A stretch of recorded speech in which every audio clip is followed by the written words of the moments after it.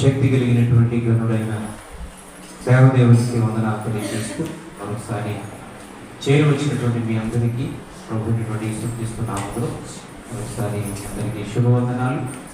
దేవుడు గతించినటువంటి వారం నుండి రోజు వరకు నన్ను కుటుంబాన్ని పరిచర్యను సురక్షితంగా క్షేమంగా కాపాడి ఈ విలువైన సమయంలో మీతో కలిసి దేవుని ఆరాధించడానికి దేవుడు ఇచ్చిన ఈ ఆధిక్యతను బట్టి దేవునికి ఎన్నో వందనాలు తెలియజేస్తూ ఉన్నాను.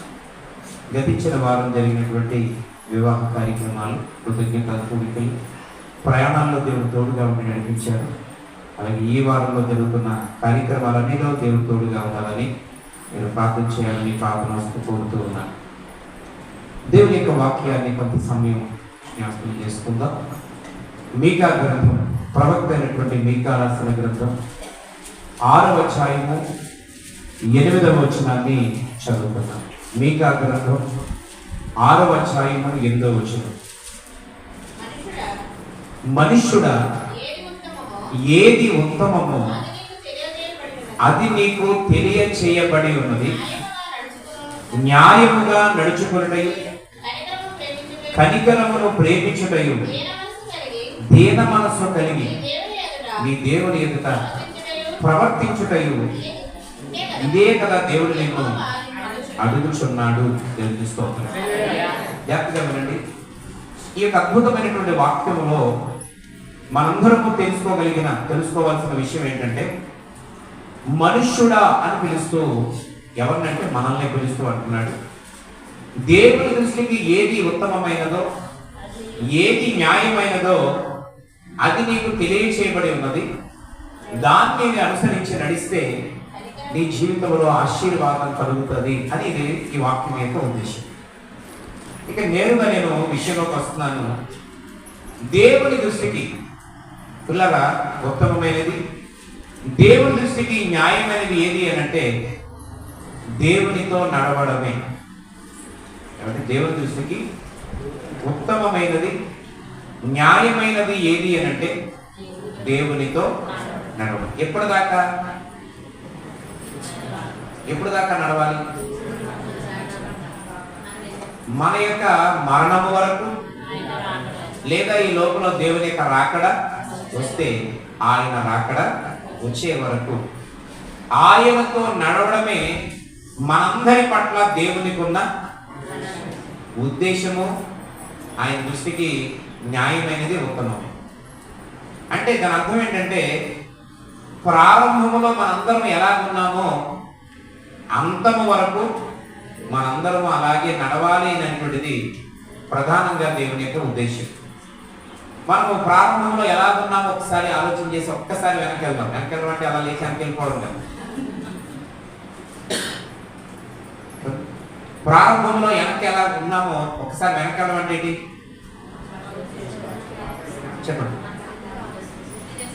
ఆ స్టార్టింగ్ లో ఉన్న ఆ ఆసక్తి, ఆ ఉద్యమం కదా, ఆ పాడిన పాటలు, ఆ వెళ్ళిన ప్రార్థనలు, మనం చేసినటువంటి కార్యాలు, మనం కట్టిన మందిరాలు, మనం అడవులకు వెళ్ళి కర్రలు నరికి, పందిర్లేసి, చర్చలు కట్టి, ఆకు నరికి, దగ్గరుండి తెచ్చి, ఇవన్నీ ఉన్నాయి కదా ప్రారంభంలో. ఇవన్నీ కూడా మన ప్రారంభ భక్తి జీవితం.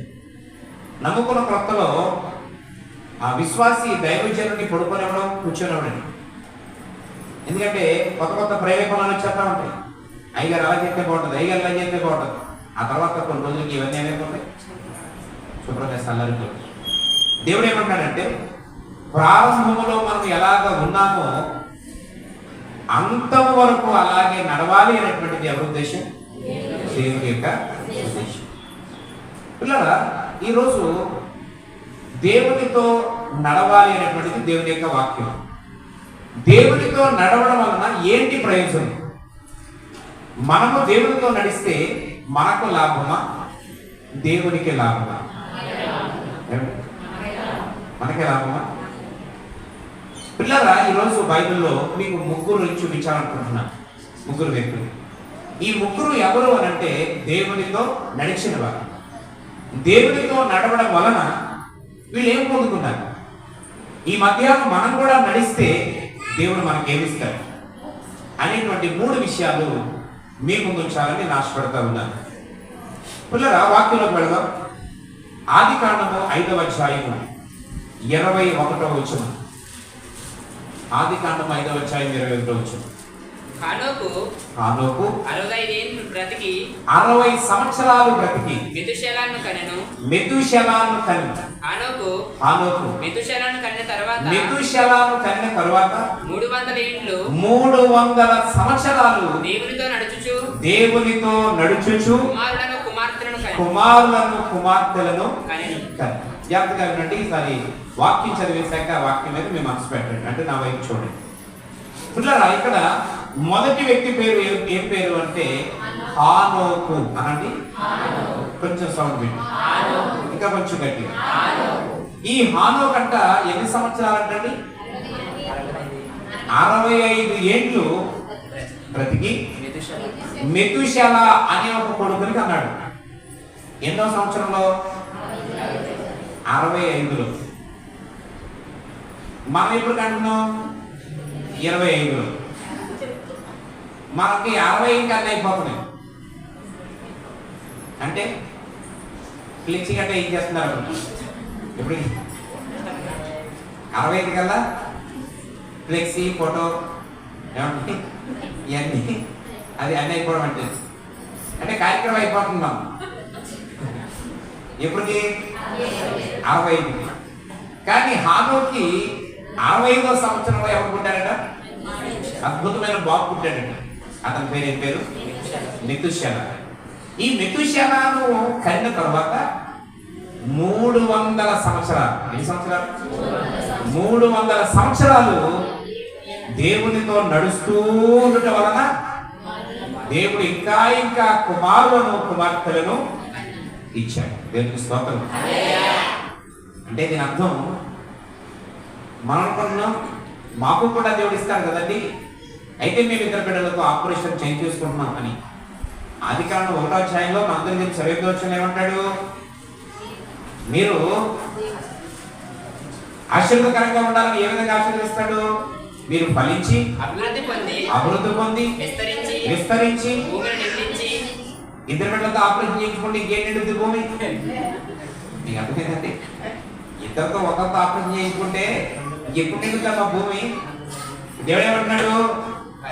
నిండ పెట్టాలంటున్నాడు. మనం ఎదుగుతే ఎండబెట్టేస్తున్నాం. ఆయన ఏమంటున్నాడు? నిండ పెట్టాలన్నాడు. ఆశీర్వదించాడు, అలాగే ఆశీర్వదించాడు.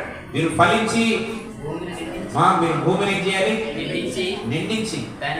ఆ దినాలలో అండి ఎవరు ఎక్కువ మంది బిడ్డల కంటే అడగప్పుడు ఆ రోజుల్లో. అర్థమైందా? బిడ్డలారా, ఈ విలువైన సమయంలో 300 సంవత్సరాలు దేవునితో నడుచుచు కుమారులను కుమార్తెలను, అక్కడ తర్వాత రాయబడింది హానోకు దినములని 365 సంవత్సరాలు. దేవునికి స్తోత్రం. హానోకు ఎంతకాలం బ్రతికాడు? మీ నోటితో మీరు పలకాలి 300. మరి మనకి ఆ ముందు 3 తీసేయాల్సి వస్తుంది. ఆ పైన 65 చాలా కష్టంగా ఉంటుంది అది కూడా. అందుకే నేను పెద్దలు ఏమన్నారంటే 40+ అన్నారు. 40+ అంటే 40 సంవత్సరాలు కొంచెం ముందైనా 40 సంవత్సరాలు దాటినా ఆటోమేటిక్గా ఏదో ఒక కంప్లైంట్ వచ్చేస్తుంది మనకు. అవునా కదండి? ఏదో ఒక బలహీనత వచ్చేస్తుంది. ప్రియమైన మిత్రులారా, కొంతమంది చూడలేకపోతున్నారు చిన్న అక్షరాలు. దగ్గరగా ఉన్నవాళ్ళు దూరంగా ఉన్న కూడా వైను దొరుకుతలేదు. మనం ఒకసారి నా కోసం ఒక ఆవిడ విశ్వాసే ఈ దారిని అడిగే వెళ్తారని చెప్పి పాసు కూర్చుందంటే గంట చేయబడి నేను ఆవిడ ముందు నుంచి వెళ్ళిపోయాను. ఆయన అక్కడే కూర్చోండి ఆవిడ. ఆ పక్కోళ్ళు అడిగారట, అయ్యి బాబు ఎప్పటి నుంచి అలా కూర్చున్నావు కదా అని అంటే, ఇంకెవరు మన పాస్టర్ గారి కోసం. మన పాస్టర్ గారు పోయి గంట అయింది కదా అంటే, ఇప్పుడల్లా అంటుంది. నీ ముందు నుంచి అయిపోయారు కదా అంటే అప్పుడు ఆవిడ అంటుంది, ఇంతకు ముందులా నాకు వైను దొరుకుతుంది కదా. ఇప్పుడు అర్థమైందండి మీకు? అంటే ఇది కూడా ఒక బలహీనతే. ఇది కూడా ఒక బలహీనతే. ప్రియమైన మిత్రులు, కొంతమంది ఆ బియ్యంలో రాళ్ళు కనపడక మొత్తం ఇక తింటే ప్రమాదం ఏముందని చెప్పి ఏం చేస్తున్నారు? ఇలా చూసినప్పుడు అది కనపడకుండా అది అదనుకొని పట్టుకొని బియ్యం నుంచి వాడేస్తున్నారు. అది అందులో ఉండిపోతుంది. ఏరేసారు అనుకోవడం వండుకొని తినేది. మొత్తానికి చూస్తున్నారు ఏదో నల్లగా ఉంది. ఏరెట్టేటప్పటికి మన చేతికి ఎంత అవుతుంది, బియ్యం ఎంత తగ్గుతుంది. దీన్ని బారేస్తున్నారు. ఏది బాగా ఉండిపోతుంది, ఏది ఉందో అది బారేస్తున్నారు. మొత్తానికి పారేస్తారు కదా అని చెప్పి ఏం చేస్తున్నాం. కారణం ఏంటంటే పరిస్థితి ఎడ వచ్చేది ఏమండి. కొంతమందికి ఇప్పుడప్పుడే ఇంకా పెద్ద వయసు రాలేదు, 40 వచ్చినాయి, అప్పుడే గట్టి వస్తువులు ఏం చేయలేకపోతున్నాం, నవ్వలేకపోతున్నాం. ఇంతకుముందు పద్దుపల్ల నేల చెరగొట్టుకొని కడిగినట్టు ఇప్పుడు స్కిల్లెస్ బోల్లెస్ ఏమండి. ఆ చికెన్ చెర తగిలితే ఆడంతా నాకు అడుగుతున్నాడు. ఎప్పుడన్నా మామూలుగా వెళ్ళి అకేది కొట్టమన్నాం అనుకోండి, స్కిన్ తీసేయమంటారా, దుమ్ము తీసేయమంటారా అడుగుతున్నాడు చాకోడు. ఎందుకంటే పరిస్థితి అలా అయిపోయింది పాపం. ఎందుకు ఈ మాటలు చెప్తా ఉన్నాను అంటే ఆరోగ్య పరిస్థితి అందరికి ఏమైపోయింది, రాను రాను తేడా వచ్చేస్తుంది. అలాగే మీ అందరూ నేను రాగానే చాలా ఒబ్బడిగా కూర్చున్నాను. ఈ ఒబ్బడి ఎంతసేపు ఉంటుంది, కొంతసేపు ఉంటుంది. అలా కొంతసేపు కొంతమంది అలాగా గోడలకు అనుకునేవాడు, కొంతమంది ఏమండి నిదాలుగా కూర్చున్న వాళ్ళు కూర్చేవాళ్ళు, అలాగా ఆ ఇంటి పద్ధతిలాగా బెండ్ అయిపోయి కూర్చున్న వాళ్ళు కొంతమంది, వెనకాలను పొడిచేసేవాళ్ళు కొంతమంది, పక్క వాళ్ళని కోసేసేవాళ్ళు కొంతమంది, ఈ పక్క వాళ్ళని గుద్దేసేవాళ్ళు కొంతమంది. కారణం ఏంటంటే నలాలు కన్ను పక్క ఉంటే మీరేం చేస్తారు పాపం. ఎందుకు ఎలా జరుగుతుంది అని అంటే మనకి 40, 30, 50కి ఆరోగ్యం పాడైపోయింది. ఏమంటే అవునా కదండి, ఇది వాస్తవం అవునా. మరి మహానుభావుడు ఆనుగంట 365 సంవత్సరాలు హ్యాపీగా జీవితాన్ని గడిపాడు అని అంటే జాగ్రత్తగా వాక్యంలోకి వస్తున్నాను. ఆనోకు దేవునితో నడుస్తూ ఉన్నాడు కాబట్టి ఆనోకు దేవుడు మంచి ఆరోగ్యాన్ని. ఈ మధ్యాహ్నం ప్రేమ మిత్రులారా, భక్తి జీవితంలో బలహీనమైపోకుండా, ఆత్మీయంగా నీవు నేను పడిపోకుండా, నమ్ముకున్నప్పటి నుంచి ఇప్పటి వరకు ఎన్ని సంవత్సరాలు అవుతా ఉందో అన్ని సంవత్సరాల్లో నీవు నడుస్తూ ఉంటే దేవుడు నీకు మంచి ఆరోగ్యాన్ని ఇస్తాడు. అంత మాత్రమే కాకుండా మనమెవరు అండి దేవుడు నడిపించకపోతే నడవడానికి. అందుకే ఒక పాట ఉంటుంది కదా, నడిపిస్తాడు నా దేవుడు శ్రమలోనైనా, నడిపిస్తాడు నా దేవుడు శ్రమలోనైనా, అడుగులు తడబడిన అలసటపై పడిన, అడుగులు తడబడిన అలసటపై పడిన, చేయి పట్టి దేవుడు కట్టి చక్కని ఆలోచన, చేయి పట్టి దేవుడు కట్టి చక్కని ఆలోచన చెప్పి నడిపిస్తాడు నా దేవుడు శ్రమలోనైనా, నడిపిస్తాడు నా దేవుడు శ్రమలోనైనా. హల్లెలూయా. ఆయన మనం ఏం చేస్తాడు, అడుగులు తడబడిన అలసట పైబడి, చేయి పట్టి వెన్ను కట్టి, అంటే ధైర్యం చెప్పి నేనున్నాను భరోసానిచ్చి నేనేం చేస్తాడు. అంటే దేవుడు నడిపించాలి అని అంటే మనం నడవడానికి ఎలా ఉంటారు అంతే కదండి. నేను మిమ్మల్ని ఎక్కడ తీసుకెళ్తాను, అమ్మ రండి అన్న, నేను తీసుకుని వెళ్ళాలంటే మీరు నడవడానికి ఎలా ఉన్నారు అంతే కదా. దేవుడు మనం నడిపించడానికి ఆయన ఎప్పుడు సిద్ధమే. మనములో కూడా ఒక మంచి కమిట్మెంట్తో ఉండాలి. ఏంటా కమిట్మెంట్, ఏంటా నిర్ణయం, ఏంటా వడంబడిక అంటే ప్రభువుతో నడుస్తాను, నా దేవునితో నేను నడుస్తాను, నా ప్రభు కొరకు నేను అడుగులు వేస్తాను అనేటువంటి మంచి తీర్మానం ఈ మధ్యాహ్నం మనందరికీ. ప్రియమిత్రులారా, ఇక్కడ హానోకు దేవునితో నడుచుచూ ఉండటం వలన దేవుడు అతనికి అద్భుతమైనటువంటి కుమారుని ఇచ్చాడు, అద్భుతమైనటువంటి కుమార్తెలను.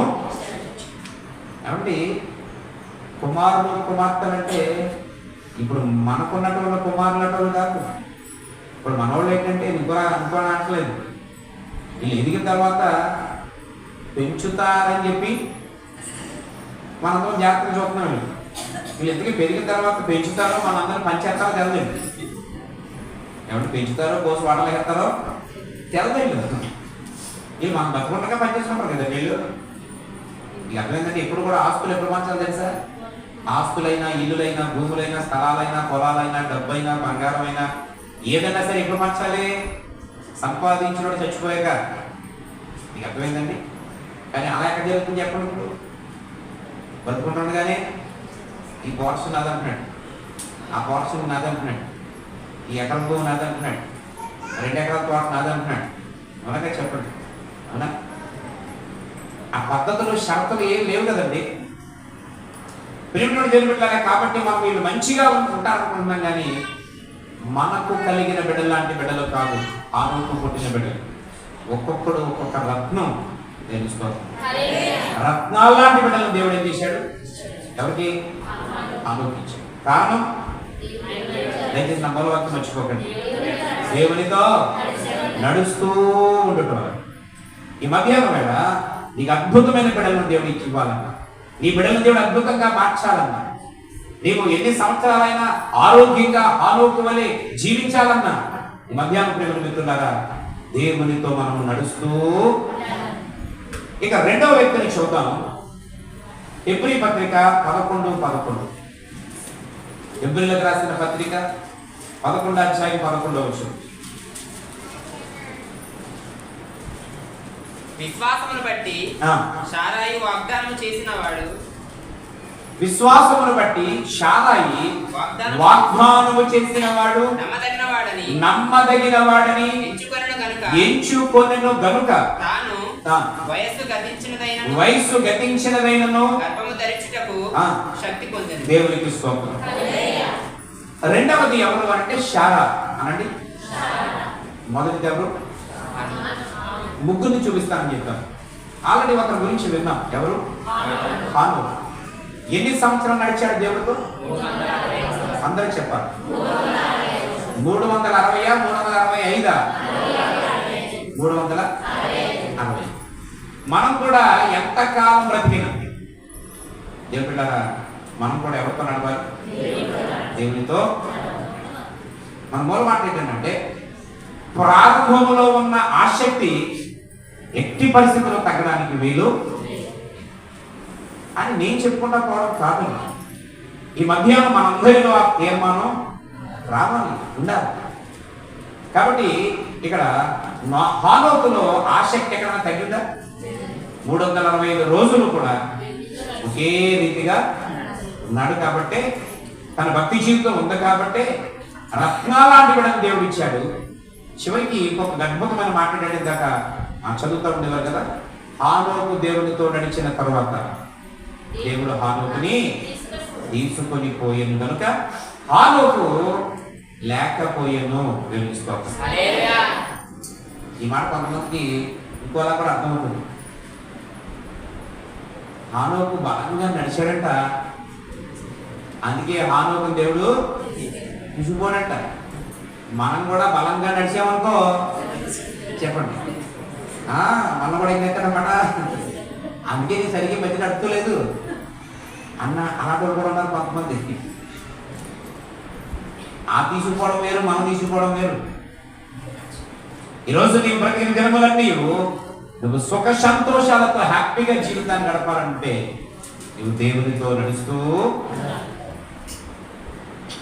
రెండవది ఇక్కడ శారా. ఎవరండి అనండి? ఈ శారా అబ్రహాము యొక్క భార్య. అయితే ఇక్కడ ఏమని రాయబడింది? విశ్వాసమును బట్టి. దేన్ని బట్టి? అంటే నమ్మకం. విశ్వాసం అంటే ఏంటండి? నమ్మకం. అంతేనా? ఇంకే వేరేది ఎలా ఉంటుందా? విశ్వాసం అంటే నమ్మకం. నమ్మకం అంటే విశ్వాసం, విశ్వాసం అంటే నమ్మకం. ఇప్పుడు శారాకి ఏముందంట? దేవుడి మీద విశ్వాసం ఉంది. ఈ విశ్వాసమును బట్టి వాగ్దానము చేసిన దేవుడు అని శారా నమ్మడమే కాకుండా ఈ మధ్యాహ్నం వేళ మనందరం కూడా వాగ్దానము చేసిన దేవుడు ఎవరు? నమ్మదగిన వాడేనా కదా? ఎంతమంది నమ్ముతారు ఈ మాట? ఏ మాట? ఎవరు? వాగ్దానము చేసిన వాడు నమ్మదగిన. అవునా? నేను ఖచ్చితంగా మాట ఇచ్చాడంటే నెరవేర్చేటువంటి స్తోత్రం. బైబిల్ ఆయన అంటాడు, నా గ్రంథములో నుండి సున్నాయినను కొల్లైనను ఎవరు నేను చేయలేరు, తీసివేయలేదు. తీసివేయడానికి ఏం లేదు. ఎందుకంటే ఆయన మాట అవునంటే అవును, కాదంటే. కాబట్టి ఇప్పుడు మేము పట్టారా ఆ శార విశ్వాసమును బట్టి దేవుడు వాగ్దానం ఇచ్చిన వాడు నమ్మదగిన వాడిని ఎంచి ఇప్పుడు మీ అందరికీ తెలుసు, చాలా సార్లు విన్నారు శార కోసం. శారా యొక్క వయసు ఎంత ఇప్పుడు? 90. గుర్తులేదు ఎంతండి? 90. ఇక్కడ 90 సంవత్సరాలు కలిగి వారు చేయొద్దు.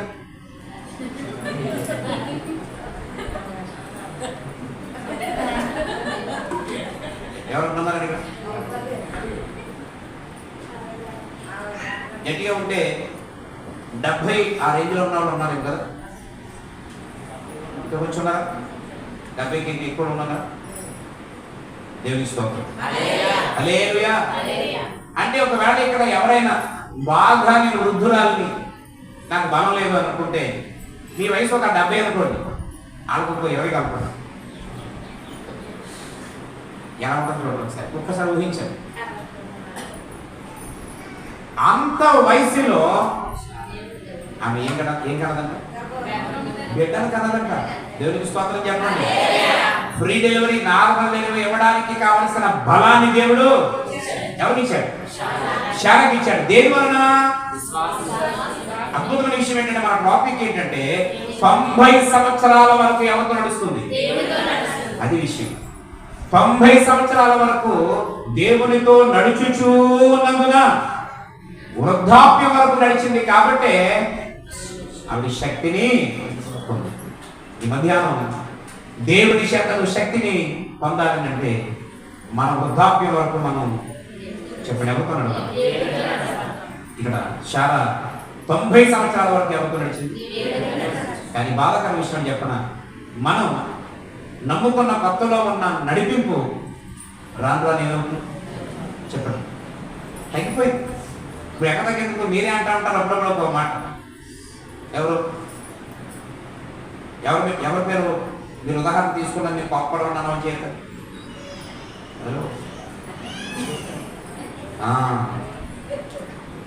మరియం గారు, సువార్త రత్నకుమారి, ఇంకెవరైతే రేవుక పన్నెండు జ్యోతి గారి, వీళ్ళందరూ నమ్ముకున్న కొత్తలో చాలా స్పీడ్గా ఉండేవారు. ఎవరైనా చెప్పండి.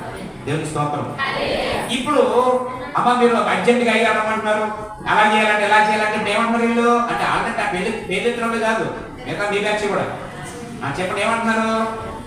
ఒరే పిల్లలారా, మా వయసులో మేము తెగ చేసేసాం, మీరు చేయండిరా ఏమంటారు?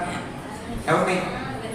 ఇప్పుడు ఇలా కోరండి, యోహాను, నాకు, ప్రసన్న అని ఏమండి, సత్వము, మన భవన్ లాంటి పిల్లలు ఏమంటున్నారు? మేము ఆ రోజుల్లో ఏం చేసాం? శుభ్రంగా దున్నేసాం. ఇప్పుడు మీరు ఏం చేయండి? ఇప్పుడు శారా కూడా అలాగే అన్నదా? చెప్పండి. శారా 90వ సంవత్సరం వరకు చెప్పండి, నేను నడిచినంతగా నడిచేవరా మేము, మీరు నడంటరా అందా? చెప్పండి అందా? మనవరా అంటున్నాడు. ప్రియమిత్రులారా, ఇది రిటైర్మెంట్ కాదండి. భక్తికి ఏమి లేదు, రిటైర్మెంట్ లేదు. ఎంత వయసు దాకా చేయాలి, ఎన్ని సంవత్సరాల దాకా చేయాలి, తర్వాత నేను అసలు చీపెట్టుకునే పనే లేదు, ఇంక నేను గుడి తుడిసే పనే లేదు, మా పెట్టే పనే లేదు, అసలు ఈ ఫ్యాన్ చిచ్చి కానీ ఆపడం కానీ ఏమి చేయను, సాపేయను, సాపు తీయను, కుర్చీ జరపడం కొన్నంటే కుదరదు. దీనికి ఏమి లేదు చెప్పండి. రిటైర్మెంట్ నీకెవడు ఇచ్చాడు? నీకెవడిస్తారు పింఛని? భక్తికి ఏమి లేదు, రిటైర్మెంట్ లేదు. శారా రిటైర్మెంట్ తీసుకుందా? 90వ సంవత్సరం వరకు. దీని అర్థం ఏంటంటే, ఎవరు నడిస్తే వారు దీవించబడతారు. నువ్వు చేసినంత కాలం చేసేసి ఇక నా టైం అయిపోయింది అనుకుంటే, వేరే వాళ్ళు చేస్తే ఆ దీవెన ఎవరికి వస్తుంది? చేసే వాళ్ళకి వస్తుంది తప్ప, నీ టైం అయిపోయినంత మాత్రాన నువ్వు ఎప్పుడు దాకా చేస్తే అప్పుడు దాకా నీకు ఆశీర్వాదం. నువ్వు నడవడం మానేస్తే ఏమైపోతుంది? మీకు ఉదాహరణ చెప్తాను. మనం చిన్నప్పుడు చిన్న చిన్న చిలిపి పని చేసేవాడు. ఏంటా పనులు అంటే, చందమామ వైపు చూస్తా నడిపితే చంద్రుడు ఏం చేస్తాడు? నడుతాడంట. అవును, ఎనుగు ఎంత ఉంటుంది? ఇప్పుడు అలా చూస్తా నడుపుతాను అనుకోండి, మనతో పాటు ఎవరు నడుపుతారు? చంద్రుడు నడుపుతాడు కదా అని చెప్పి ఆగండి ఒకసారి, మళ్ళీ ఏం చేస్తాడు? మళ్ళీ నడిపితే మళ్ళీ నడుస్తాడు. భక్తి జీవితం కూడా నీవు నడుస్తూ ఉంటే దేవుడు కార్యాలు చేస్తూ దేవునికి మహిమ కలుగుతుంది. ప్రియమైన మిత్రులారా, నీవు దేవుని పాదాల దగ్గర ఆ 90వ సంవత్సరం వరకు శారా ఎలాగైతే నిలబడి నడుస్తూ ఉందో దేవుడు తన జీవితంలో కార్యాలు చేస్తూ. కాబట్టి నమ్ముకున్న ప్రారంభ దినాలలో, ప్రభు అయిన యేసుక్రీస్తు వారిని అంగీకరించినటువంటి ప్రారంభ దినాలలో నువ్వు ఏ విశ్వాసము, ఏ ఆత్మీయత, ఏ బలాన్ని కలిగి ఉన్నావో నేటి వరకు కూడా అదే భక్తిని, అదే విశ్వాసాన్ని నేటికి నీవు కలిగి జీవిస్తే దేవుడు అంటున్నాడు, నేను శారాను నడిపించినట్లుగా నిన్ను కూడా ఏం చేస్తాను అంటే దీని అర్థం ఏంటంటే, మనకు కూడా 90 సంవత్సరాల పిల్లలు పడతారని కాదండి. అంటే అలా అర్థమైందనుకోండి మన ప్రమాదం. ఇక దాని అర్థం కాదు. అసాధ్యమైన పరిస్థితుల్లో కూడా దేవుడు పరిస్థితులు ఏం చేస్తాడన్నమాట. అది దాని భావం. ఎందుకంటే చాలా అవసరత వేరు. విక్టరీమాని అవసరత వేరు, సత్తుబాబు అవసరత వేరు, యోహాను అవసరత, నాగమని అవసరత వేరు, అక్కడ పాప గారి యొక్క అవసరత. అవునా కదా? అందరికీ ఒకే రకమైన సమస్య ఉన్నది. కొన్నిసార్లు ఇక్కడ ఉన్న కొంతమందికి ఇల్లు లేదు, కొంతమందికి అప్పులు ఉన్నాయి, కొంతమందికి మనశ్శాంతి లేదు, కొంతమందికి ఉద్యోగం లేదు, కొంతమందికి బ్రతుకుదామంటే ఆధారం లేదు. అంటే సమస్యలు డిఫరెంట్గా. కొంతమందికి అన్నీ ఉన్నాయి, ఆరోగ్యం లేదు. అన్నీ ఉన్నాయి కానీ ఏం లేదు, ఆరోగ్యం లేదు. అవునా చెప్పండి ఆమె. ఇప్పుడు బంగారు బోర్డు ఉందండి, మంచి మంచి బట్టలు ఉన్నాయి, అన్ని రకాల మంచి బిర్యానీ గట్ట చేసుకున్నాను. ఓ పక్క కడుపు మన కొనుక్కు ఎగదా చెప్తున్నాను. ఈ వస్తువులన్నీ వేసుకొని కొనుక్కుంటావా? ఇంకోటిసేపు కట్టుకొని కొనుక్కుంటావా? ఆ టైంలో బిర్యానీ తింటే బతుకుతావా? తెచ్చుకోవు. అవునా? అంటే అన్నీ ఉన్నాయి, సుఖం ఉంది. ఇప్పుడు ఏం లేదు నీకు, అది సంగతి. ఆమె ఆరోగ్యం. ఈ ఆరోగ్యం లేకపోతే ఇదో సమస్య. అవునా? ఇప్పుడు ఒక్కొక్కరి సమస్య ఒక్కొక్కలాగా. ఇప్పుడు కొంతమంది ఏ విధంగా నిర్ణయానికి వచ్చేస్తున్నారంటే, ప్రయత్నించి ప్రయాసపడి ఆలోచించి ఏడ్చి కొంతమంది ఏమనుకుంటారంటే, ఇంకా నా వంతులో సుఖం అనేది లేదు, నా వంతులో ఇల్లు దేవుడు పెట్టలేదేమో, లేకపోతే నాకు ఇంకా ఆరోగ్యంగా ఉండే రోజులు లేవేమో, మునుపట్లాగా మరలా ఒకసారిగా ఆరోగ్యంగా నా పని చేసుకునే పరిస్థితులు నాకు రావేమో, ఈ రోగంతో ఇలాగే క్షీణించిపోతానేమో, ఇలాగే అయిపోతానేమో అనుకుని మనం కొన్నిసార్లు ఏమైపోతాం, బలహీనం అయిపోతాం, తెలుసుకోతాం. కానీ దేవుడి మధ్యాహ్నం అంటున్నాడు రెండవ మాటగా, 90 సంవత్సరాల శారాకు అసలు సంతానం అనే అవకాశమే లేదు. మీ అందరికీ తెలుసు, ఆ స్త్రీకి సంతానం అనేటువంటి ప్రాసెస్ ఎప్పుడు తాగిపోద్ది? చాలా బాగుంది సమాధానం.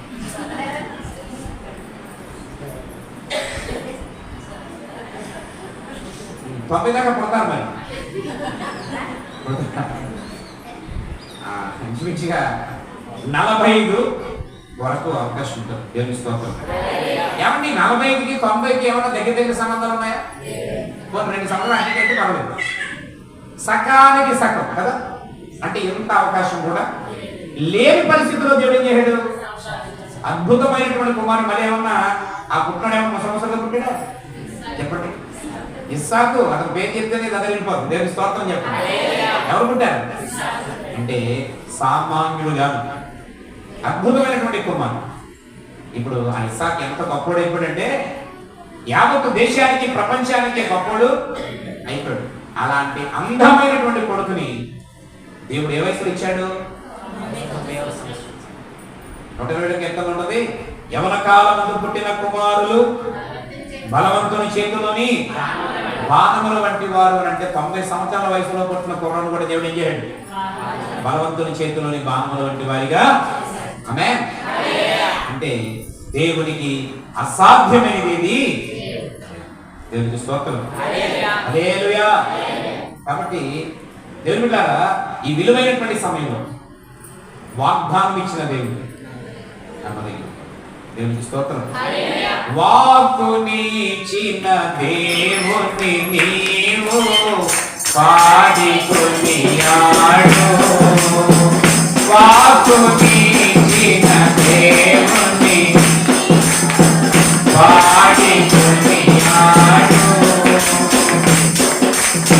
దేవుని స్తోత్రం. ప్రియమైనటువంటి దేవుని బిడ్డలారా, వాక్కునిచ్చిన దేవుని ఏం చేయాల? పాడి ఆశ తీర్చే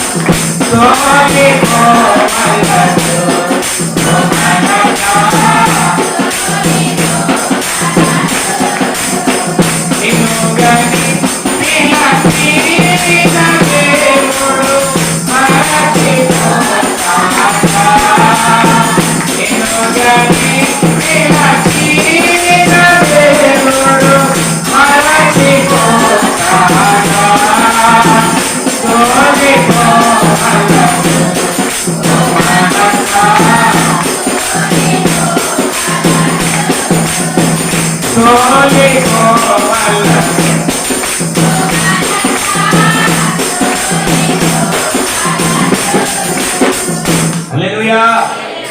వాక్కునిచ్చిన దేవుణ్ణి నీవు పాడుకొని అంటే వాగ్దానం ఇచ్చిన దేవుణ్ణి పాడుకొని ఆడితే ఆయనతో నడిస్తే దేవుళ్ళారా, వయసు, కష్టం, శ్రమ ఇది జరగదు, ఈ అర్హత నీకు లేదు అని ఏమీ. ఎందుకనంటే కొంతమంది దాకా చెప్పినట్లుగా ఇక నా పని అయిపోయింది, నా ఆరోగ్య పరిస్థితి ఇంతే, నాకు మంచి రోజులు లేవు, ఇక నాకు ఇల్లంటూ నేను కట్టుకోలేను, నాకంటూ ఏ ఆనందం సంతోషం అనిపించే రోజులు లేవు, ఇక నా పరిస్థితి ఇంతే, ఇలా ఇలా కుమిలిపోయి కృషించుకోవడమే తప్ప నాకు అనే మంచి రోజులు లేవని కొన్నిసార్లు మనం ఫిక్స్ అయిపోతున్నామే. దేవుడు మధ్యాహ్నం అంటున్నాడు, లేదు లేదు, నువ్వు నడిచే పని నువ్వు చేస్తే అసాధ్యమైనది ఏది? దేవునికి స్తోత్రం. ఇందాక ఒకటేమో హానోకు దేవునితో నడుస్తూ ఉండడం వలన అంతకాలం ఆరోగ్యంగా బతికాడు. ఎన్ని సంవత్సరాలు? 360 సంవత్సరాలు ఆరోగ్యం ఇచ్చిన దేవుడు నువ్వు బ్రతికే 70, 80, 90, 100 సంవత్సరాలు దేవుడు ఆరోగ్యం ఇవ్వడా? చెప్పండి, ఇస్తాడా? ఇదంతా ఎవరి చేతుల్లో ఉంది? ఎవరి చేతుల్లో ఉంది? దేవుడి చేతుల్లో. దేవునికి స్తోత్రం. హల్లెలూయా. మీ అందరి ఆత్మీయ తండ్రిగా మీ కళ్ళ ముందు చూస్తుంటే నా జీవితంలో 2 పెద్ద కార్యాలు దేవుడు చేశాడు. నెంబర్ 1 మీ అందరికీ తెలుసు, నా కిడ్నీలో ఉన్నటువంటి స్టోన్స్ వల్ల ఎంతో నరకాన్ని చూసేవాడు. ప్రారంభ దినాల్లో ఉండే విశ్వాసులు మీకు తెలుసు, మీ ఇళ్ళ దగ్గర అమ్మ పలచన చున్నీ ఉందా, ఆ పలచన క్లాత్ లాంటిది టవల్ లాంటిది ఉందా అని అడిగి నడానికి బలంగా కట్టుకొని ఇంటికి వెళ్ళిన రోజులుండి.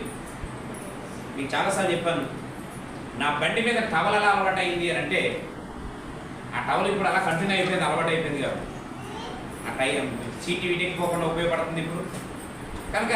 ఆ విధంగా లాంగ్ జర్నీ చేసినా ఉపయోగపడుతుంది. ఎందుకు ఆ టవల్ ఎందుకు వేసుకునేవాడిని అంటే, ఆ నొప్పి వచ్చేస్తే ఈ నడుము రోడ్డుకి కానీ నేలకు కానీ ఆనేలాగా పడుకోవాలి, అర్జెంటుగా పడుకుంటే కానీ కంట్రోల్ అయ్యేది కాదు. అప్పుడు ప్రయాణం చేసేటప్పుడు ఎక్కడైనా చిన్న తూము కనబడితే ఈ టవల్ తూము మీద వేసేసుకొని ఈ కాళ్ళు ఎల్లకత్తలో పడుకొని కాళ్ళు దగ్గర లాక్కుంటే ఈ నడుము దగ్గరికి ఇంకా గొల్ల లేకుండా అలా ఆంతుంది కదా, అలాగ పడుకోవాలి ఒక అరగంట సేపు. అప్పుడు సర్దుకునేది ఎక్కువసేపు. లేదంటే వెనకాల గుణపంతో పొడిచేసినట్టు అయిపోయేదండి. ఆ లోపల ఒకసారి వాకింగ్ చెప్పేటప్పుడు ఆ లోపల చుండి కానీ కట్టుకుని వాకింగ్ చెప్పేవాడు. పిల్లరా చాలా డబ్బులు ఖర్చు పెట్టాం. అయితే డాక్టర్ ఒకటే చెప్పుకోడు, మీరు పాస్టర్ ఫీల్డ్ వదిలేస్తేనే కానీ మీకు ఈ రాళ్ళు గొడవ తగ్గదండి. ఎందుకంటే మీరు పచ్చం చేయాలి, టమాటా తినకూడదు, బాగు తాకూడదు, పెరిగేసుకోకూడదు, ఏమండి ఇలాంటివి చాలా పచ్యాలు చెప్పేవాడు. ఇవన్నీ మీరు గుడ్డు తినకూడదు, చేప తినకూడదు, రొయ్యి తినకూడదు, పీత తినకూడదు, ములక్కాడ తినకూడదు, నల్ల ద్రాక్ష తినకూడదు, పుట్టగొడుగు తినకూడదు, ఇలాంటివి పాలకూర తినకూడదు, క్యాబేజీ వేసుకోకూడదు, కాలీఫ్లవర్ వేసుకోకూడదు. ఇందులో మీరు ఏ జాతికి ఎప్పుడు తగిలినా సరే అది పాపం వెళ్ళినట్టు రాళ్ళు పెరిగిపోతాయి. మరి దైవజనులుగా మీరు అక్కడక్కడ భోజనాలు చేసినప్పుడు ఇవన్నీ పెడతారు. మీరు ఎంత చెప్పినా వాళ్ళు ఎవిడెన్స్ తీసుకురాలేదు కాబట్టి ఇది మీకు సాధ్యం కాదు, ఎన్ని మందులు వాడినా వేస్టే అని చెప్పి చివరికి ఒక రోజున ఆ బాధ తట్టుకోలేక చచ్చిపోతే బాగుని అనుకున్నాను. ఒక రోజున కొవ్వూరు ఎక్కడికో వెళ్ళి నేను తాడేపల్లి గుడి వెళ్ళి వచ్చేస్తున్నాను, నరకం చూసేస్తున్నాను చెప్పి అనిపించింది నాకు. ఆ గోదావరి బ్రిడ్జ్ నుంచి ఆ కొవ్వూరు నుంచి రాజమండ్రి వస్తున్నాను. అటు ఇటు ఎవరు లేనప్పుడు ఆ బండి పెంచి స్పీడ్గా అలా గోదావరిలోకి వెళ్ళిపోతే గొడవలిపోతే కొద్దిసేపు పుట్టుమిట్లాడతాను, ప్రాణం పోతే అనిపించింది. కానీ మళ్ళీ నాకు నేనుగా కంట్రోల్ చేసుకున్నాను. అలాంటి పరిస్థితి వచ్చింది. ఒక రోజు నేను దేవుడి దగ్గర ఏడ్చి ప్రార్థన చేశాను, ప్రభువా ఈ నరకం చూస్తున్నాను, స్వస్థపరిస్తే స్వస్థపరచు, లేదంటే తీసే, ఈ బాధలు పడలేదని చెప్పి ప్రార్థన చేశాను. ఏడ్చాను దేవుడి దగ్గర. ఆ రాళ్ళు ఎప్పుడు కరిగిపోయినది కాదు. అంతకుముందు స్కాన్ చేయితే 14 రాళ్ళు ఉన్నాయండి, 1, 2, 3 కాదు. ఈ కిడ్నీలో 7 రాళ్ళు, ఈ కిడ్నీలో 7 రాళ్ళు. అంటే ఒక మాట చెప్పాలంటే కిడ్నీ అంతా దేంతో నిండిపోయిందంటే రాళ్లతో నిండిపోయింది. అలాగే కూడా అన్ని రోజులు ఒక డాక్టర్ అన్నాడు, ఇప్పటికి 7 సంవత్సరాల నుంచి మీ కిడ్నీలో ఇన్ని రాళ్ళు ఉంటే మీరు ఎందుకైనా పనిచేస్తారా? మీ కిడ్నీలు ఎందుకు పనిచేస్తాయండి? కిడ్నీలో చిన్నది కూడా ఇన్ఫెక్షన్ ఉండకూడదు. 7 రాళ్ళు ఒక్కో కిడ్నీలో ఉంటే ఆ కిడ్నీలు ఎందుకైనా పనిచేస్తాయా మీకు? మీరు కేవలం బతికితే ఒక 5 సంవత్సరాలు బతుకుతారంటే 2 కిడ్నీలు ఒకే రోజు ఫెయిల్ అయిపోతాయి. ఎందుకంటే కిడ్నీలు అంటే రాళ్ళు ఉన్నాయి కదా అని చెప్పి ఒక డాక్టర్ చెప్పాడు. నేను దేవుని దగ్గర ఒకటే ఏడ్చి ప్రార్థన చేశాను, దేవా స్వస్థపరిస్తే మీరు స్వస్థపరచాలి, నేను నీ సేవకుడు. దేవుడు ఆ నొప్పి ఎప్పుడు తగ్గిపోయింది కాదు, ఆ రాళ్ళు ఎప్పుడు పడిపోయినాయి కాదు. ఆ తర్వాత నాకే ఆశ్చర్యం అయిపోయింది, అవును కదా ఆ మధ్యన అత్తమాను కిడ్నీలో నొప్పి అంటా ఉండేవాడి, ఈ మధ్య గొడవలేదేంటి అని ఒకసారి స్కాన్ చేస్తే 12 రాళ్ళు లేవండి, 2 రాళ్లే ఉన్నాయి. దేవుడికి స్తోత్రం, హల్లెలూయా. అవి కూడా చిన్నవి ఉన్నాయి, పెసరబద్దల సైజులో ఉన్నాయి. అవి కూడా కలిగిపోతాయి సార్. 12 రాళ్ళు కలిగిపోయినప్పుడు ఈ 2 రాళ్ళు కలిగిపోతాయి అన్నాడు. ఒకరు కరగపోయిన డాక్టర్ గారితో అన్నాను, పెద్దలు అంటారు కదండి పరిస్థితులు బాగున్నప్పుడు 4 రాళ్ళు వెనక్కి వేసుకోమని.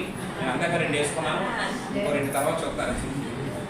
హల్లెలూయా, హల్లెలూయా అంటారు కదండి పెద్దోళ్ళు. 4 రాళ్ళు వెనకాలంటే ఎక్కడ కిడ్నీలో, మరి వెనకాల ఏముంటాయి? కిడ్నీలో ఉంటాయి అని చెప్తారు కదా. అలాగనుకుంటే డాక్టర్ గారు నవ్వుకున్నాను.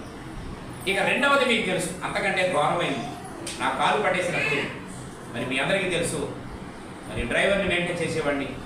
మరి ప్రియమైన మిత్రులారా, ఆ కారులో తలగాళ్ళు పెట్టి మరి తీసుకొచ్చి జాయిగా నన్ను ఇక్కడ తీసుకొస్తే కేవలం నిలబడి కొంతసేపు వాక్యం చెప్పి మళ్ళీ అలాగే నన్ను కారులో మోసుకుని వెళ్ళి కారులో పడుకోబెట్టేవారు. మీ అందరికీ తెలుసు, మరి 12 లక్షలు అయినా ఆపరేషన్ ఫెయిల్ అయ్యే అవకాశం ఉంది అని చెప్పి మరి దేవుని దగ్గర ప్రార్థన చేసుకున్నప్పుడు ఆఫ్టర్ హోమియోపతి మెడిసిన్తో 400 రూపాయల మెడిసిన్తో తగ్గిపోవడానికి దేవుడి ద్వారాలు దేవుడికి స్తోత్రం చెప్పండి. అంటే ప్రియమైన మిత్రులారా, మన జీవితంలో ఈ కార్యము జరగదు అనడానికి వీలు లేదు. నీవు ఆ శారావలి అంతం వరకు దేవునితో నడిస్తే దేవుడు నీ జీవితంలో వచ్చే సమస్యలను, శోధన ఇబ్బందులను ఆయన పరిష్కారము చేయగలరు. లేని దాన్ని ఉన్నదానిగా, ఉన్నదాన్ని లేని దానిగా చేయగలిగినటువంటి సమర్థుడు. నేను 3వ మాట చెప్పి ముగించే ప్రయత్నం చేస్తాను. ఆదికాండము 6వ అధ్యాయంలో 9వ వచనం. ఆదికాండము 6. నోవాహు వంశావళి ఇదే, నోవాహు యొక్క వంశావళి ఇదే. నోవాహు నీతిపరుడును, నోవాహు నీతిపరుడును, తన తరతరములో నిందారహితుడునై ఉండెను. నోవాహు దేవునితో కూడా నడిచినవాడు. గట్టిగా స్తోత్రం చెప్పండి. ఇప్పుడు మనం ఏ టాపిక్ లో మాట్లాడుకుంటున్నాం? దేవునితో నడవాలి. ఇప్పుడు ఎన్నో వ్యక్తినా? అక్కడ మొదట హానోకు ఎవరితో నడిచారు? దేవునితో నడిచారు. తర్వాత శారా కూడా ఏం చేసింది? దేవునితో నడిచింది. ఇక 3వది ప్రేమ చెప్తున్నారా? నోవాహు అనండి మరొకసారి. కొంతమంది వావాహు అంటున్నారు, వావాహు కాదు.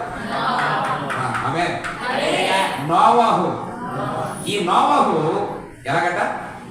దేవునితో నడిచిన వాడు. ఆమేన్. ఈరోజు మనుషులతో నడిస్తే ఏమవుతుంది మనకి? ఆడ పెద్ద ట్రిక్కర్ అయితే ఆడు జేజేం అవుతామా? మీకు అర్థమైందండి? ఏది ఇప్పుడు డ్రింకర్తో నడిచామనుకోండి, తాగుబోతుడితో నడిచామనుకోండి, మనం ఏమవుతాం? ఆ తాగుబోతుడు ఇక జేజేమ్మ. అర్థమైంది మీకు? దేవి స్తోత్రం చెప్పండి. అవునా కదండి? అదే ఆత్మీయంగా దేవుని సన్నిధికి వెళ్ళే వాడితో జట్టు పెడితే ఆత్మీయుడు అవుతాం. ఆమె. కాబట్టి ఇప్పుడు గమనించాలని ప్రేమతో కోరుతూ ఉన్నాను. ఈ అద్భుతమైనటువంటి సమయంలో నీ సహవాసం మన సహవాసం దేవునితో చేస్తూ మనం ఎవరిలో నడవాలి అంటే దేవునిలో. దేవుని స్తోత్రం. హల్లెలూయా. ఒక పాట ఉంటుంది, నీతో నేను నడవాలని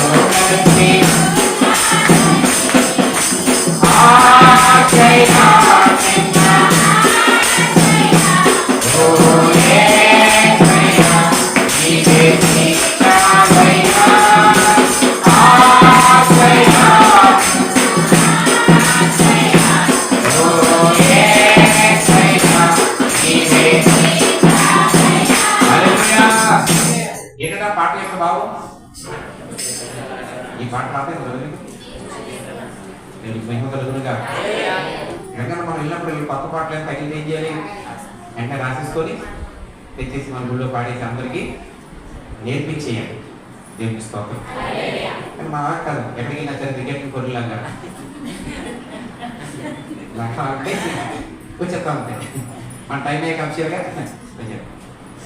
అది సరైన పద్ధతి. ఈ విలువైన సమయంలో మన ఆలోచన ఏంటంటే నీతో నేను నడవాలని, నీతో కలిసి ఉండాలని. ఆశయ తీర్చాలి.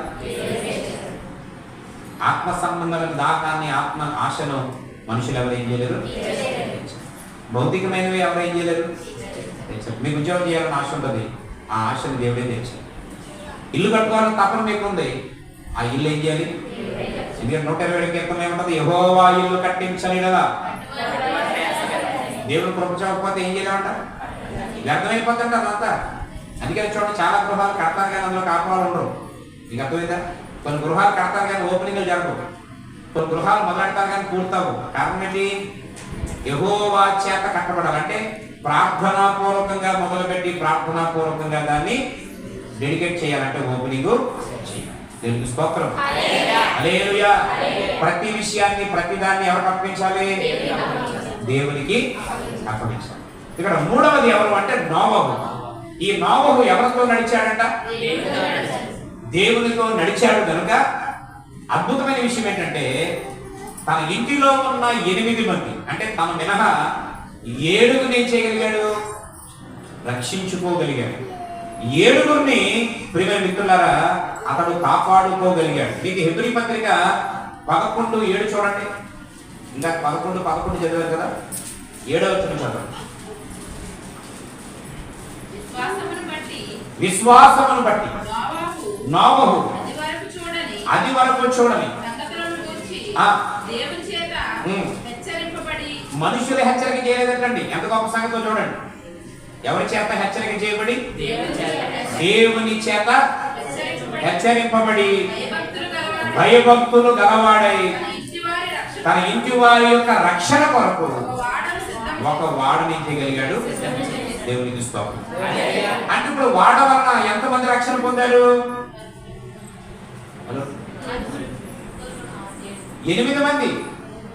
ముగ్గురు కొడుకులు, ముగ్గురు కోడళ్ళు, నోవహు భార్య. ఎంతమంది చెప్పండి లెక్కల్లో మీకు? ఎంతమంది? 8 మంది. ఆమె ఈ 8 మంది ఏం పొందారు? ఒక మాట చెప్పేసి ముగించేస్తాం. ఇప్పుడు నోవహే నడిచేటువంటి వాడు కాకపోతే మిగతా 7 నడిపించుకోగలడా? నీకు అర్థమైందండి ఈ విషయం? ఇప్పుడు నోవహు ఏం చేశాడు? దేవునితో నడుస్తూ ఉన్నాడు కాబట్టి తనకు తాను కాపాడుకోగలిగాడు, తన కుటుంబంలో ఉన్న 7 అదే నోవహే నడలేదనుకోండి, అంటే నోవహు భక్తికే దిక్కులేనట్టు. ఇప్పుడు నోవహుకే దిక్కులేనప్పుడు మిగతా వాళ్ళని రక్షించుకుంటాడు. మన యొక్క మూలవాక్యం ఏంటంటే, దేవుని యొక్క ఉద్దేశం ఏంటంటే, నీవు నేను మనందరం దేవునితో ఏం చేయాలి? నడుస్తూ ఉండాలి. నడవాలి కాదండి, నడుస్తూ. ఎవడేమంటాడంటే, ప్రియమైన మిత్రులారా, వారు నన్ను ఆరాధించుచూ ఉండగా, ఏమండి, వారు నా వైపు చూస్తూ ఉండగా, వారు నాకు ప్రార్థించుచూ ఉండగా నేను వారిని బాగు చేయను. దేవునికి స్తోత్రం. అంటే భక్తి జీవితంలో మనం నడిస్తే సరిపోతుంది. ఇందాక అన్నాను కదా, మేము చాలా చేసేసాం. మీకు అర్థమైందండి? ఎన్ని వంటలు చేశామో, ఎన్ని భోజనాలు పెట్టామో, ఎన్ని చందాలు ఇచ్చామో. సరే మరి అప్పుడు ఇచ్చావు, ఇప్పుడు ఏం చేస్తున్నావు? గుడ్డు గుర్రం పడుతోతున్నావా? అప్పుడు చేసావులే, కరెక్టే కాదంటే ఒప్పుకున్నాను నేను కూడా. మరి ఇప్పుడు ఏం చేస్తున్నావు? మనకున్న గుడ్డు గుర్రం బళ్ళు అన్ని తోతున్నావా? అది తోలుకోలేదు. ఎప్పుడు దాకా చేయాలి? మాన్యంగా మీరు చెప్పండి, ఎప్పుడు దాకా చేయాలి? మరణం వరకు. దేవునికి స్తోత్రం చెప్పండి. స్తుతించడానికి దేనితో సంబంధం లేదు, వయసుతో సంబంధం. దేవుడిని ఆరాధించడానికి, దేవుని పని చేయడానికి, దేవుని గొప్ప చేయడానికి వయసుతోనూ, కులముతోనూ, మన యొక్క ఆరోగ్యంతోనూ, మన ఓపికతోనూ, ఆడ మగ తేడాతో అయినటువంటి సంబంధం ఎప్పుడైనా చేయొచ్చు, ఎక్కడైనా చేయొచ్చు, ఏ విధంగానైనా. ఏది ఏమైనా ఈ 3 విషయాలు. 1 ఒకరెవరు? హను. 2 శారా. 3 నోవహు. ఈ ముగ్గురు కూడా ఎవరు చూపించారు? మనం చూసాము, నడిచేవారు. వీళ్ళెవరు? నడుస్తూ ఉన్నవారు. నడుస్తూ ఉన్నారు కాబట్టి వీళ్ళు దీవించబడ్డారు. నడుస్తూ ఉన్నారు కాబట్టి కార్యాలు జరిగింది. ఎలాంటి కార్యాలు జరిగినాయి? ముగ్గురు జీవితంలో కూడా సామాన్య విషయాలు కాదు. ఆలోక జీవితంలో 365 సంవత్సరాలు నడిపించబడమే కాకుండా మరణాన్ని చూడకుండా వెళ్ళేటటువంటి దేవుడి దగ్గరికి ఎంత గొప్ప సంగతో చూడండి. మనంతా చచ్చిపోతాం వేగంతలో మీకు అయింది కదా. మీరు ఇంటికి వెళ్ళగానే దుఃఖం చచ్చిపోతారు. తెగ ఆలోచించేస్తారు పేదల్లో. ఈ పరిస్థితి ఏంటి? అలాగే ఇలాగే ఎందుకు వచ్చి గట్టెక్కేదాకా ఉన్నాను కదా. మీకు అర్థమైందండి? ఎక్కడెక్కడికి చేసేదాకా మనకి ఇచ్చేవాళ్ళు చాలా మంది ఉండిపోయారు. వాళ్ళు మనం తీసుకోవాలి కదా. ఇప్పుడు మనం ఇచ్చేదానికంటే వాళ్ళు ఇచ్చలేకపోతున్నట్టు మనం ఏం చేద్దామని మనం ఇస్తాం. ఇలాగా ఆలోచించాలి. అందరికీ బ్రతకాలని ఆశ, కానీ కాదట్లని మిమ్మల్ని ఎంకరేజ్ చేస్తున్నాను. కానీ అవన్నీ నెరవేరాలనంటే నువ్వు దేవునితో నడువు. హానోకు నడిపించిన దేవుడు నిన్ను కూడా ఏం చేస్తాడు? నెంబర్ 2 శారా. శారా 90 సంవత్సరాల వృద్ధురాలైన ఏం చేసింది? దేవుడితో నడుస్తూ ఉంది. అసాధ్యమైన వాటిని దేవుడు ఏం చేశాడు? ఇందాక మీకు జ్ఞాపకం చేసినట్టు, నా పని ఇంతే, నా బ్రతక అయిపోయింది, నాకేం లేదు, నా వంతు ఇంతే అని అనడానికి లేదు. పరిస్థితులను దేవుడు తారుమారు చేసేసి లేని దాన్ని ఉన్నదానిగా.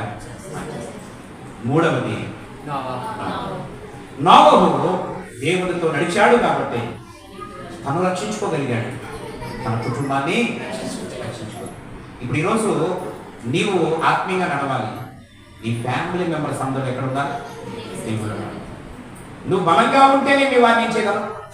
నడిపించుకోగలవు. నువ్వు పడిపోతే వారిని ఏం చేయలేవు. నువ్వే నిలబడలేనప్పుడు అలాగా నిలబడతావు. కనుక నోవహు తను నిలబడ్డాడు, అనేక మందిని నడిపించాడు. మహిమ కలుగుతుంది. కాబట్టి పిల్లరా, నమ్ముకున్న కొత్తలో ఉన్న ఆసక్తి రాను రాను ఏమైపోకూడదు, ఎట్టి పరిస్థితుల్లో తగ్గిపోవడానికి వీలు. దేవుని స్తోత్రం. కష్టాలు, శ్రమలు, ఇరుకులు, ఇబ్బందులు చూసి క్రైస్తవుడు ఏమైపోవద్దు, కృంగిపోవద్దు, సమస్యలు పోవద్దు, తొట్టిల్లిపోవద్దు. ఏదైనా శ్రమ వచ్చింది అంటే దాని వెనక ఏదో ఒక మేలు దాగి ఉంది. గట్టిగా స్తోత్రం. హల్లెలూయా. నీకు ఒక బాబు ఉన్నాడు, అక్కడ ఒక బ్లేడ్ ఉంది. బ్లేడ్ చూసి పెంచి పెడుతున్నాడు, బ్లేడ్ కావాలి. ఆ బిడ్డ అంటే మీకు చాలా ఇష్టం. బ్లేడ్ ఇస్తారా? అని ఇవ్వాలని పెంచి పెడుతున్నాడు. ఎంత కొట్టినా ఏమిచ్చినా ఊరుకోవట్లేదు, బ్లేడే కావాలనుకున్నాడు. ఇస్తారా? వాడు ఏదిస్తే ఊరుకుంటాడు? బ్లేడ్ ఇస్తే నువ్వు. ఇప్పుడు ఆయన ఊరుకోబెట్టడానికి బ్లేడ్ ఎంతమంది ఇస్తారు? చేయొద్దా? ఎంతమంది ఎవరో చేతులెత్తా? మిగతా వాళ్ళందరూ ఆడా బాగా కాకుండా మిగతా వాళ్ళ దేనికి సెంటర్ ఇప్పుడు ఎత్తారు చేతులు. దేనికి స్తోత్రం చేయాలి. హల్లెలూయా. మనం దేని కూడా ఎత్తాలి కదండి. ముందు ముందు అడిగిన వాళ్ళు ఎవరు? బ్లేడ్ ఎంతమంది? ఎవరు చేయట్లేదు. సంతోషం, మీకు అర్థమైంది. వాకి ఎంతమంది ఎవరు అంటే అందరూ ఎత్తారు కదా, అర్థమైన వాళ్ళు.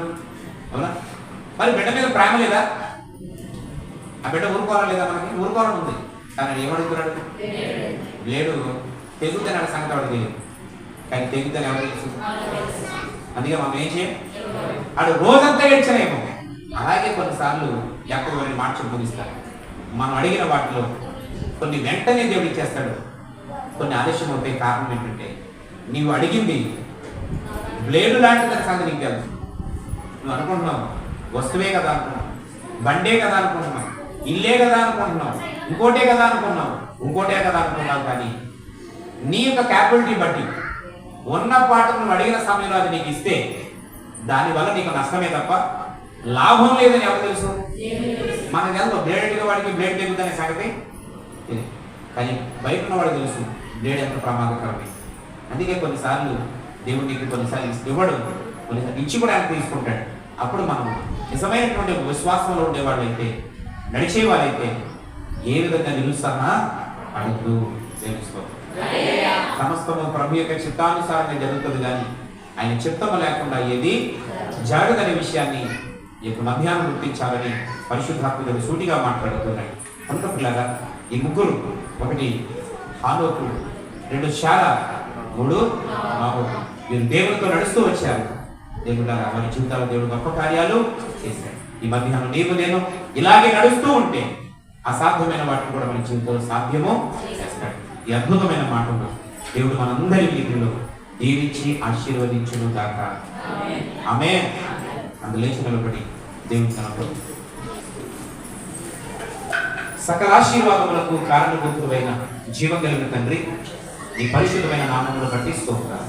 ఇంతవరకు నాయన ఈ ఆరాధనలో, ఈ పునరుద్ధాన దినమందు ప్రారంభం నుంచి చివరి దాకా ఈ సన్నిధిని మాతో వచ్చి ఆశీర్వాదకరంగా జరిగించారు నాయన.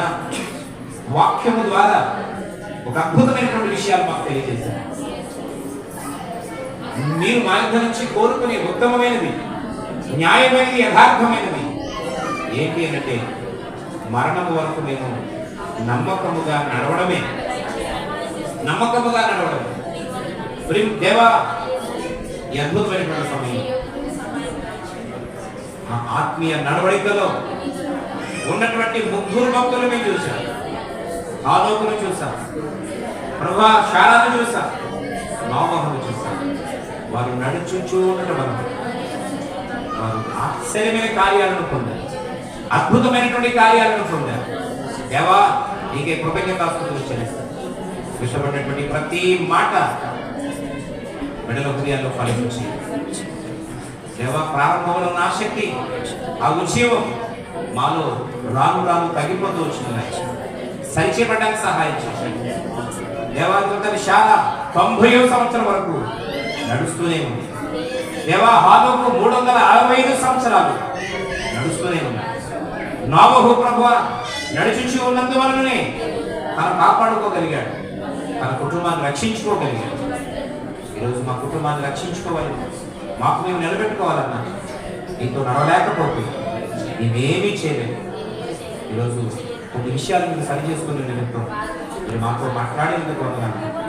ఎత్తబడిన వాక్యాన్ని ఫలింపచేసి వాక్యానుసారంగా జీవించే కృప దయచేసి నీ సన్నిధిని మాకు మా అందరికీ తోడుగా ఉంచి ఈ కృప చేత నడిపించండి స్వామి. నీకు స్తోత్రం దేవా. ఈరోజు ఎవరైతే రాలేకపోయారో దగ్గర వచ్చి శ్రద్ధగా నీ వాక్యాన్ని సరి చేయబడాలని, లోపాలని సరి చేసుకోవాలని, అయా నీ చిత్తాన్ని అనుసరించాలని ఎంతమంది అయితే ఒక నిర్ణయాన్ని కలిగి జీవిస్తూ ప్రార్థన చేసుకుంటున్నారో వారందరినీ మీరు అంగీకరించారు దేవానికి ఎక్కడ బలహీనమైపోకుండా నిరుత్సాహమైపోకుండా దేవా వాగ్దానములు నమ్మి వాగ్దానం ఇచ్చిన దేవాన్ని గొప్పవాడు అని విశ్వసించి నీ వలన అనేక కార్యాలు పొందినట్లు ఆత్మీయంగా నడిచినట్లు సహాయం దయచేసి కృపచుంటాడు. దేవ సంఘాన్ని పిల్లలందరినీ మీరు దీవించి ఆశీర్వదించండి. ఇది నాయన బలహీనంగా ఉన్న వారిని ఇప్పుడే ఉండండి, స్వస్థపరచండి. యేసు నామములో బిడ్డలకు మంచి ఆరోగ్యం దయచేయండి. దీర్ఘకాలిక బలహీనతలతో బాధపడుతున్న వారిని శాశ్వతంగా స్వస్థపరచండి. దూర ప్రాంతంలో ఉన్న మా బిడ్డలు, దూర దేశంలో ఉన్న మా బిడ్డలు సురక్షితంగా క్షేమంగా కాపాడి వారికి తోడుగా ఉండండి, ఆదరించండి. ఈ యొక్క ఆరోగ్యాన్ని ఈ సన్నిధిని ఉంచండి. దేవానికి స్తోత్రాలు. గృహాలు లేని వారికి గృహాలు దయచేయండి. అప్పు బాధ నుంచి విడిపించండి. ప్రశాంతత దయచేయండి, ఆరోగ్యం దయచేయండి. వారి ప్రయత్నాలలో మీరు తోడుగా ఉండండి. ఉద్యోగాలు కావలసిన వారి ఉద్యోగాల కొరకు చూస్తుండగా వారాలు కలవు. చదువులో విజయవంతమైన తరగతుల్లో వెళ్ళక సహాయించండి. వివాహం అవసరమైన వారికి సాటైన సంబంధాన్ని సమకూర్చండి. సంతానం లేని వారిని మీరు జ్ఞాపకం చేసుకుంటే అద్భుతాలను చేయండి. గృహాలు వారి గృహాలు దయచేయండి.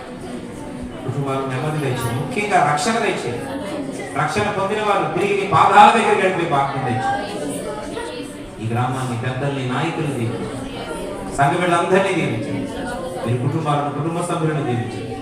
వారి అవసరాల అక్కలన్నీ తీర్చండి. ఆత్మీయంగా బలపరిచి నడిపించున్నాం.